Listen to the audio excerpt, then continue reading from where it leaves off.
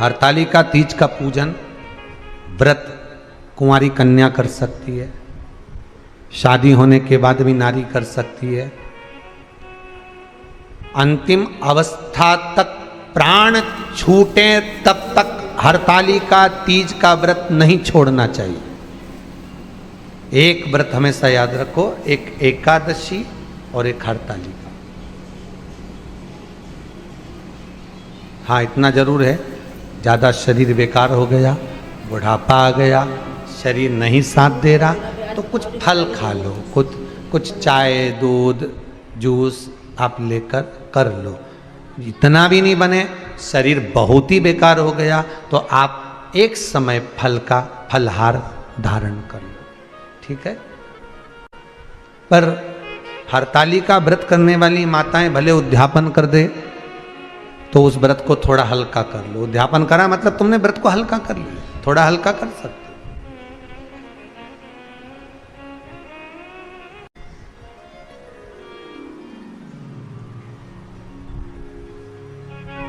हरतालिका तीज का जो व्रत का उद्यापन करते हैं उसमें 5 चीज रखते हैं ना, 5 कपड़े स्त्री के, 5 कपड़े पुरुष के, 5 तरह का अनाज, 5 तरह का फलहार, 5 तरह का फल।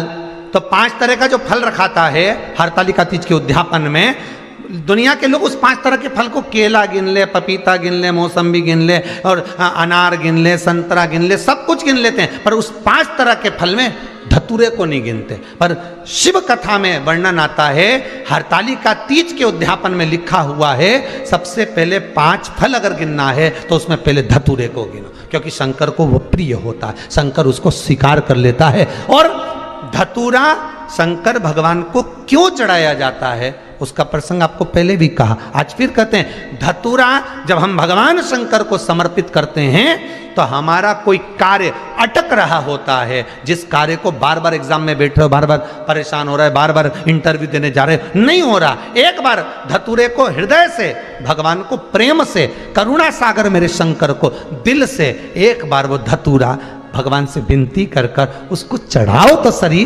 भगवान तुम्हारा कार्य सफल कर देगा। पर दिल से चढ़ाना, हृदय। हरतालिका तीज की पूजन करने वाले को चाहिए कि बालू का, मिट्टी का शिवलिंग बनाना चाहिए।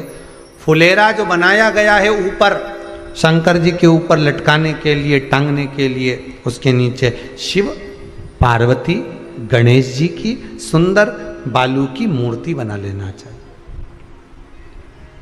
पार्थिव लिंग का निर्माण कर लेना चाहिए। शिव की आराधना करना चाहिए।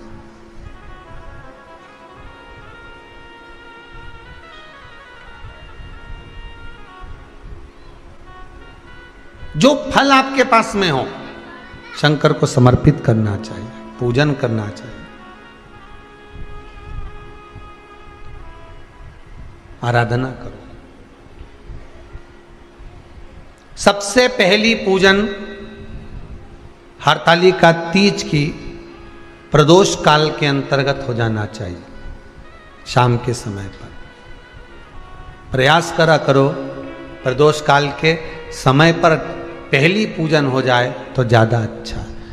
पर लोगों की आदत रहती है कि 8 बजे तक, 8:30 बजे तक, 9 बजे तक पहली पूजन करें, फिर दूसरी आराम से, फिर तीसरी, फिर आराम से, फिर चौथी। तो ऐसा सब अपने अपने हिसाब से। पर शास्त्र रीति कहती है कि प्रदोष का जो समय होता है, प्रदोष काल जो होता है, शाम का जो समय होता है, उस समय पर हरतालिका तीज की पहली पूजन हो, जिससे आपका स्मरण चित्त शंकर भगवान में उस घड़ी, उस पल, उस क्षण में आप शिव के हो जाएं और शंकर आपका हो जाए। हाँ, अगर किसी के आने में देरी हो, कोई आ नहीं पा रहा है, बहुत देरी हो रही हो, तो हरतालिका पूजन व्रत वर्णन करता है कि शिवलिंग का निर्माण, पार्वती जी की मूर्ति का निर्माण, गणेश जी का निर्माण और फुलेरा जो बनाया हुआ है, ये प्रदोष काल के पहले बंधकर तैयार हो जाना चाहिए। प्रदोष काल के अंतर्गत फुलेरा नहीं बनना, फुलेरा पहले बन जाना चाहिए। और बहुत विशेष बात ध्यान रखिए हरतालिका तीज की, कि शंकर जी का जो अपने स्वरूप बनाया है, पाटे में, थाली में, चौकी पर, चौरंग पर जो स्वरूप बनाया है, वो पहले नहीं रखना है, पहले क्या बांधना है? फुलेरा।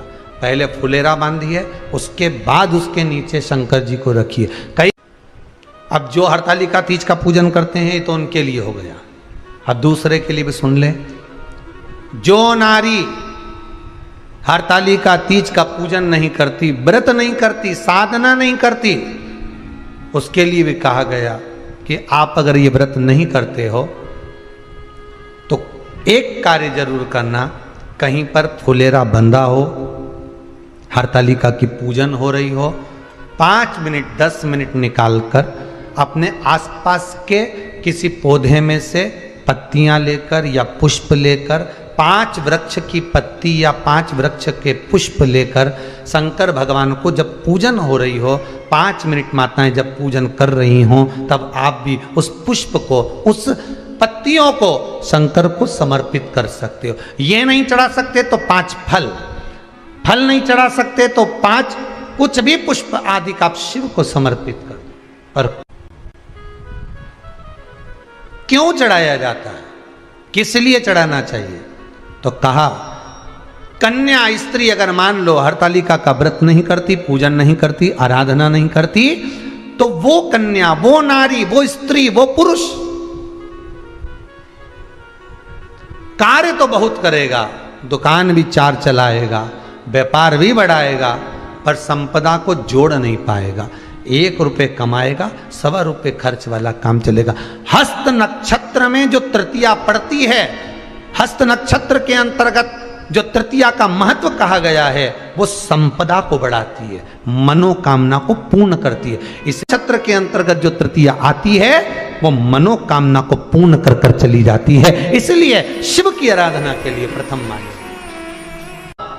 हस्त नक्षत्र में किया गया दान, हस्त नक्षत्र के अंतर्गत तृतीया के दिन किया गया पुण्य, हस्त नक्षत्र में तृतीया के दिन किया गया श्रृंगार, हस्त नक्षत्र में तृतीया के दिन करा गया अपना सुंदर सिंदूरा, भगवान का आनंद, 5 तरह के वस्त्र, 5 तरह के स्त्री के वस्त्र, पुरुष के वस्त्र, 5 तरह का फल, 5 तरह का अनाज, ब्राह्मण को बुलाकर ब्राह्मणी के साथ आप या तो ब्राह्मण से उद्यापन करवाएं या फिर आप स्वयं भी करते हैं तो शिव को समर्पित करके ब्राह्मण और ब्राह्मणी को भोजन कराकर वो भाग प्रदान करें। यही हरतालिका तीज के उद्यापन का वर्णन आता है। सुंदर भाव से हरतालिका माता आप सभी की मनोकामना पूर्ण करे।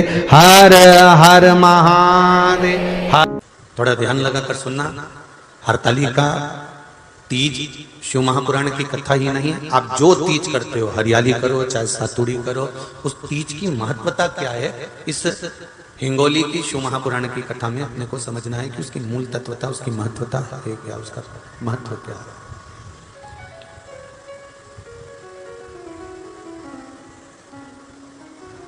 भगवान ब्रह्मा, भगवान विष्णु और भगवान शिव, इन तीनों की जो अर्धांगिनियां, ब्रह्माणी, लक्ष्मी और पार्वती, इन तीनों ने तप कर कर, साधना कर कर ब्रह्मदेव को, भगवान विष्णु को और भगवान शंकर को प्राप्त किया। और तीनों ने प्राप्त कर कर तीनों देवताओं से वर मांगा कि वर हमको ऐसा दीजिए कि हमारे तप साधना का फल नारी को तीज के दिन प्राप्त हो जाए।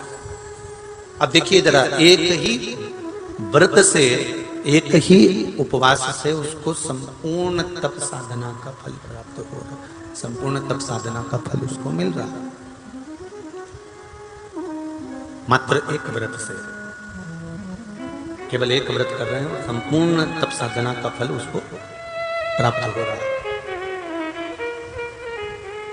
ऐसा कोई व्रत, ऐसी कोई साधना, ऐसा कोई, ब्रह्माणी ने ब्रह्मदेव से मांगा, लक्ष्मी जी ने भगवान विष्णु से मांगा, पार्वती जी ने भगवान शिव से मांगा कि ऐसा वर दे दीजिए जिस वर से एक ही व्रत करने से संपूर्ण फल की प्राप्ति हो जाए, संपूर्ण फल मिल जाए। ऐसा एक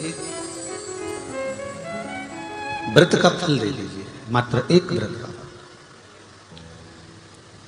अब देखिए, हरियाली तीज करने वाली माताएं थोड़ा ध्यान से सुनना।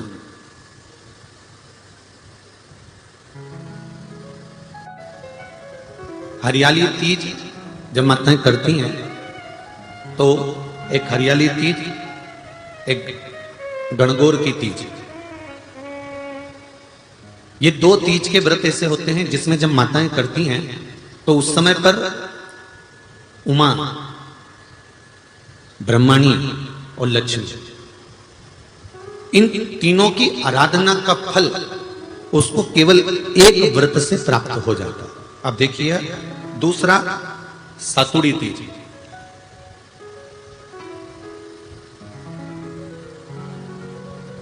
इसमें उमा और महेश्वर, उमा और महेश, ब्रह्मणी और लक्ष्मी, इन चार के व्रत तप का फल एक साथ सातुड़ी तीज के दिन प्राप्त हो जाता। अब एक आती है हरतालिका तीज।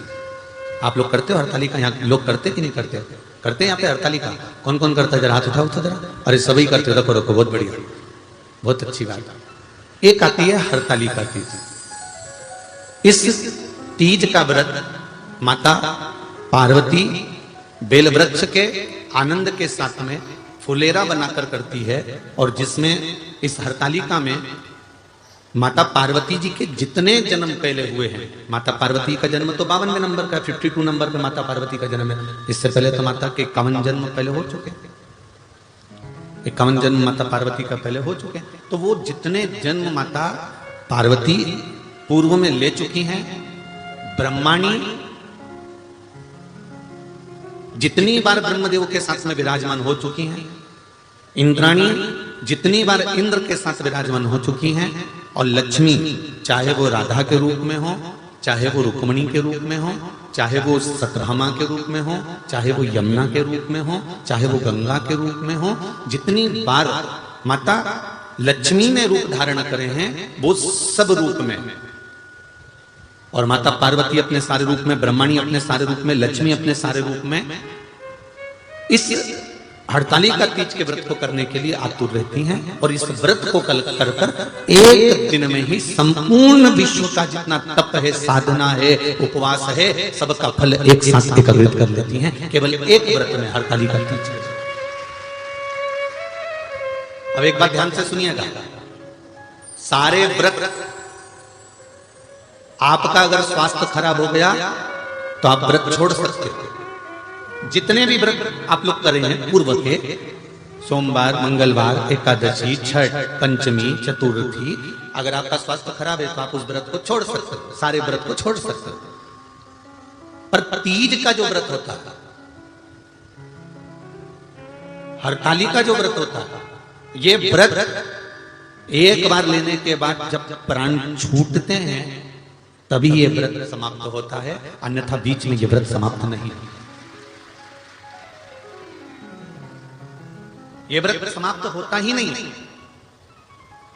अगर शरीर से नहीं बनता कि अब हमारी अवस्था हो गई, अब शरीर से नहीं बन रहा है, तो भले एक पहर की पूजन कर कर, एक पहर का नियम धारण कर कर, एक पहर का स्मरण कर कर, एक पहर का पूजन कर धारण करो, और उसके बाद में भले आप थोड़ा सा जो भी आपको लेना है वो कर लो, पर इस व्रत को करना ही पड़ता है। इस व्रत का नियम ही यही है।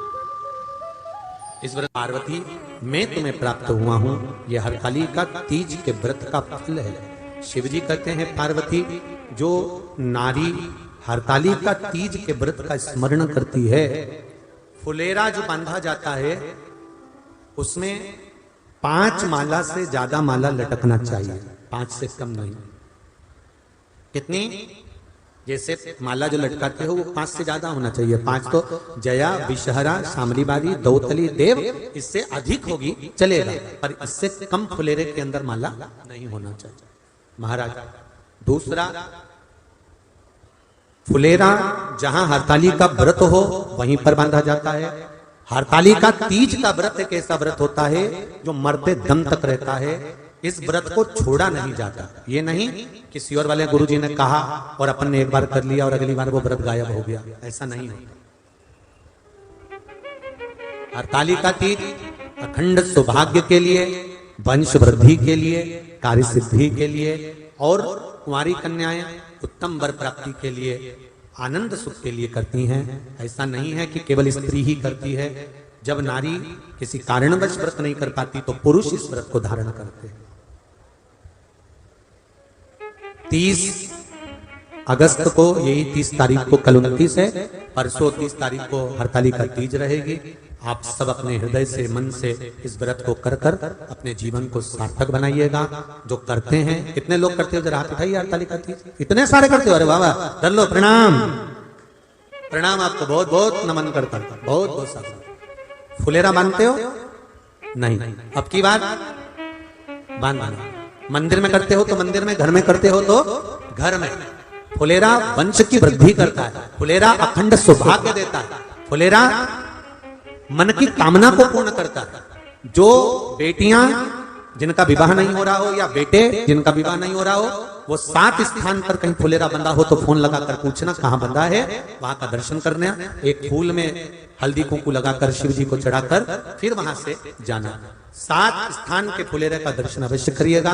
जो व्रत नहीं करते हैं उनसे निवेदन है, कहीं हरतालिका हो रही हो तो वहां बैठकर अगर भजन हो रहे हो तो थोड़ी देर भजन गाने चले जाना। अपने मोहल्ले में, कॉलोनी में, सोसाइटी में कहीं हरतालिका तीज का व्रत हो रहा हो तो 2-4 मिनट जाकर दर्शन जरूर करना, जिससे भोलेनाथ आपका अखंड सौभाग्य करे और आपके मन की कामना पूर्ण करे।